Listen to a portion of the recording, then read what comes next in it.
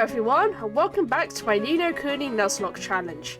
This is the 4th episode of the series, and today we shall be ascending Old Smoky.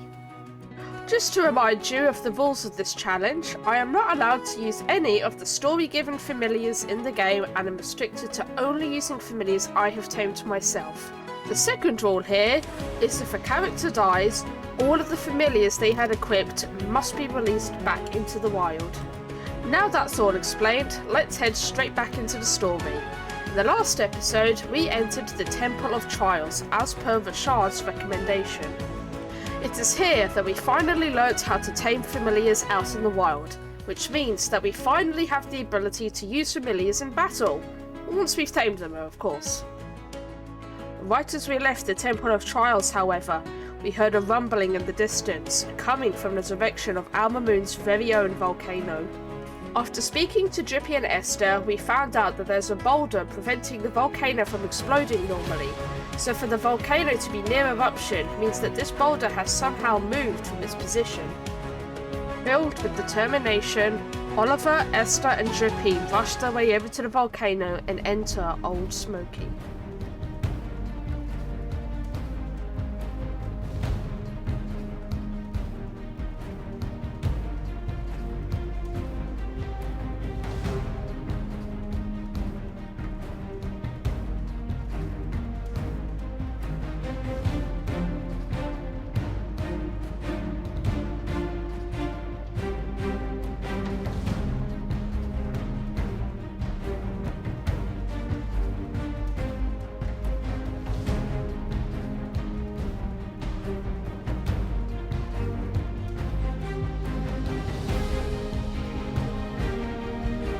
But we need familiars.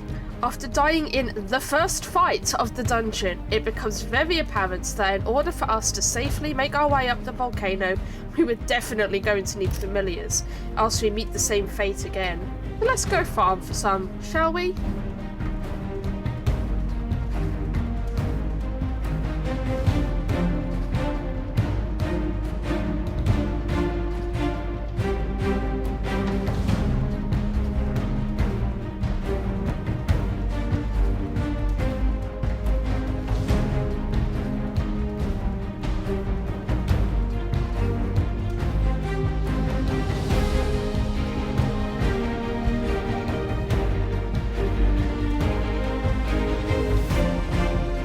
Now that we had some familiars under our control, it was time to try and climb Old Smoky again.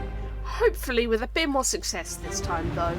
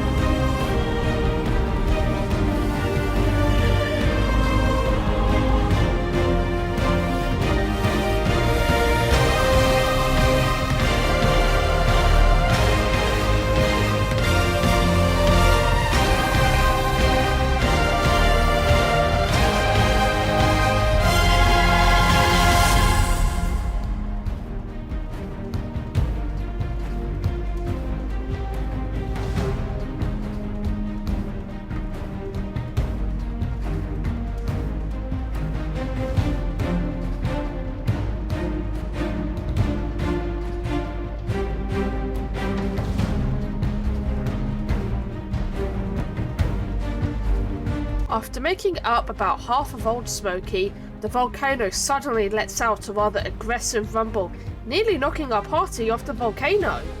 It is here that Drippy pulls us aside and states that if his calculations are correct, we have about 3 minutes to reach the top of Old Smoky and stop it from erupting. With the 3-minute timer blaring in our minds, we break into a sprint to reach the top of the volcano in time. After that quick run up the volcano, we finally reach the peak. However, Drippy whips out his timer and states it's a good time to stop the timer on us. Turns out those 3 minutes he told us about was a complete lie to try and get us up the volcano faster. After berating Drippy for his lie, we make our way up to the very peak of Old Smoky, where we discover that the boulder has indeed been moved and is balancing very precariously on the tip of a rock. Suddenly, Shadow appears in front of us and states that he has a trial of his own for us. All of a sudden, we see this large beast crawl out from the lava in front of us. This brings us to the 6th boss fight of Ni No Kuni, Moltan. Make no mistake though, this boss is no easy feat to take down. Boasting a health pool of 1,375, 3 damaging abilities, an attack power of 74, and with our ability to now lose any familiars we bring into the fight, this is one heck of a trial. His first attack, Tail Flail, serves as a deterrent for any who try to take advantage of the weakness on his tail. Blazing Breath makes the fight environment even more deadly as it creates fires around the boss, making it dangerous for melee familiars to get close. And his last ability, Volcanic Roar, is easily the most deadly here. Although it doesn't activate until halfway through the fight, the sheer amount of damage it does if not avoided could easily wipe Oliver or Esther out if they don't defend in time. The one saving grace of this fight is once again a weakness to water. Using Frostbite on Oliver is going to be our most surefire way of taking down this boss safely. Now then, let's tackle Moltan, Lord of Lava.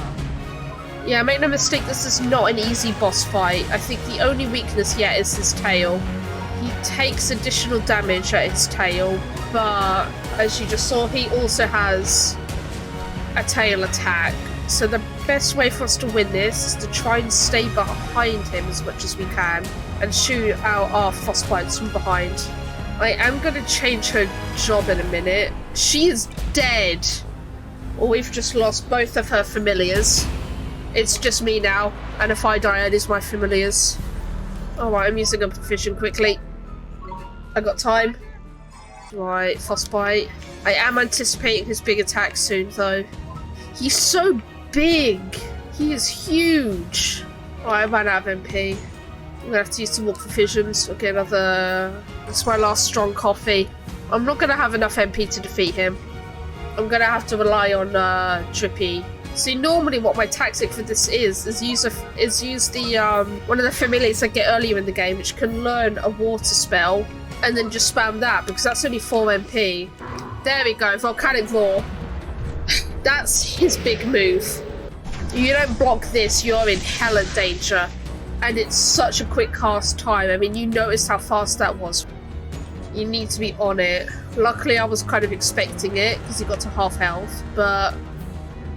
yeah, from here on out, I need to be listening for that roar. I'm gonna use both of my iced coffees at once, I reckon. Shit. No! No! Damn it! This is gonna hurt.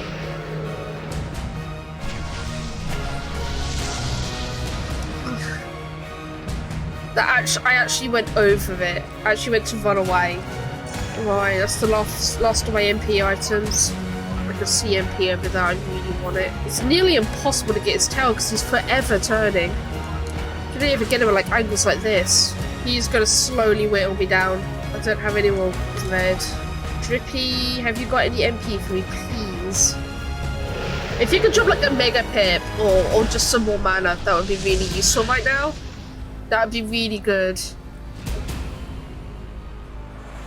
No golden pip. Did you even drop any pips? You stingy ass. There we go. Thank you, Drippy. That's enough for literally just one frostbite. It's better than nothing. All MP. That was a good MP drop as well. It was a nice big one. They're being really stingy with the golden orbs in this. Oh, shit. Great sage.